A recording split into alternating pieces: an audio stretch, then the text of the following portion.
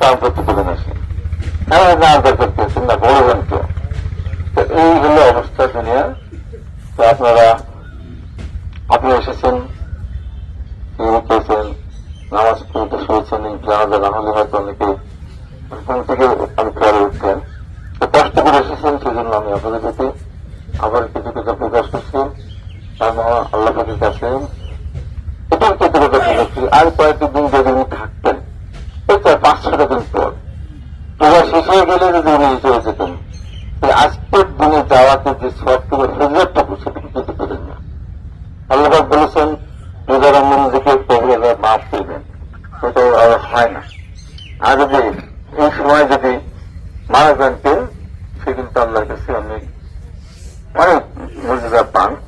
আর আমার বোন উনি রোজা রাখতেন, আমাদের করতেন, হয়তো অসুস্থ এইবার গতবারে হয়তো রোজা রাখতেন নাকি, এইবারে তিনি আসতে পারেন নাই। আল্লাহ এবার সব সহজ আল্লাহ জীবনের গুণাগুলি মাফ করবেন, আল্লাহ করেন। আর জানা পাওয়ার ব্যাপারে উনি কারোর কাছে কোনো জ্ঞানও নেই, তার মনে কিছু জ্ঞানও নেই, এরকম কোন কিছু নেই। সেদিক থেকে ভালো। তো আমি আমার কথা বাড়াবো না, এই কথা বলে আপনাদের প্রতি আবার কিছুটা প্রকাশ করে আমাদের শেষ করছে। বাদ বাকি কথা পরিবার পক্ষ থেকে তার বড় সন্তান খুব সন্তুষ্ট করি। সবাইকে ধন্যবাদ। আসসালাম আলাইকুম। ভাবা যেহেতু আল্লাহ পাক বলছে কুল্লু নাফসিন যায়িকাতুল মাউত, প্রতিটা প্রাণীকেই আমার কাছে আসতে হবে, আবার পুনরায় ফিরে আসতে হবে। এই জন্য আমার আপনার দরকার যে মাওলা পাকের সামনে আমি আপনার চলে যাব, তো কি নিয়ে যাব, এটা আমার আপনার ভাবার বিষয়। হযরত ওমর রাদিয়াল্লাহু তাআলা আনহু বলেন, মুতু ক্বাবলা আন তুহাসাবু, আপনি আপনার মৃত্যুর আগে আপনার আমলনামা মিলান, আপনার হিসাব কিতাব আপনি নিজে মিলাই নেন, যে মালিক পাঠাইছিল দুনিয়ার মধ্যে, আমি কি কামাই করলাম এবং কি নিয়ে এই দুনিয়ার বুক থেকে চলে যাচ্ছি। দুনিয়ার সমস্ত কিছুই থেকে যাবে। আজকে যিনি চলে গেলেন, তিনি চলে যাচ্ছেন, ছেলে সন্তান সবই রেখে যাচ্ছেন, টাকা পয়সা, কিন্তু উনি একা চলে যাচ্ছেন, সঙ্গে কি যাচ্ছে বলেন?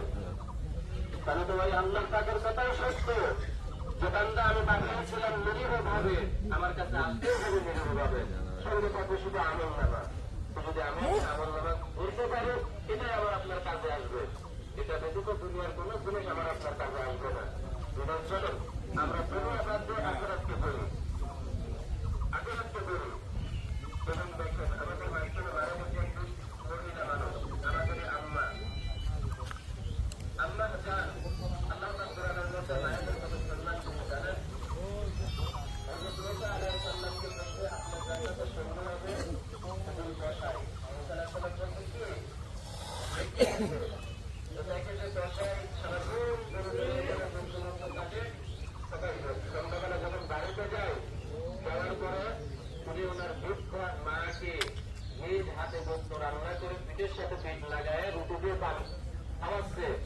মুসা আলাইহিস সালাম থেকে ঘুরে চলে আসছে, আমি বুঝতে পারছি যে কেন আমার জান্নাতের সঙ্গী হবে বসাই। তো জিজ্ঞাসা করছে যে তোমার আমল কি? তো বলছে আমার বেশি আমল নাই, আমি যখন মারে খাওয়াই, খাওয়ানোর শেষে আমার মা বলে যে তৎকালীন যুগের পয়গম্বরের সাথে যেন আল্লাহ তোমার জান্নাতবাসী করে। মুসা আলাইহিস সালাম বলছে তোমার মায়ের দোয়া কবুল হয়ে গেছে।